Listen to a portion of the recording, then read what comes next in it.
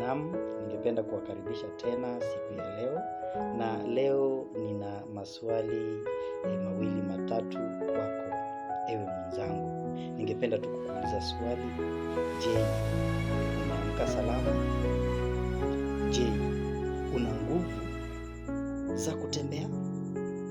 Basi simama kidogo. Shukuru na useme asanti kwa aliyekuwezesha. Si kila aliyelala jana amepewa nafasi ya kuiona leo. Wengine walilala na hawakuamka tena. Umepata kifungua kinywa? Shukuru, maana kuna wengi hawajui mlo wao unaofuata utakuwa lini.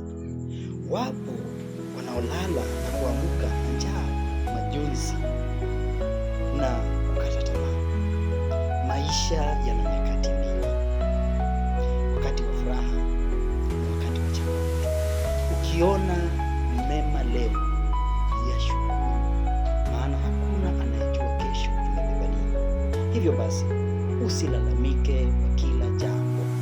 Shukuru kwa kidogo ulicho nacho, kwa sababu kwa mwingine hicho kidogo ni ndoto kubwa.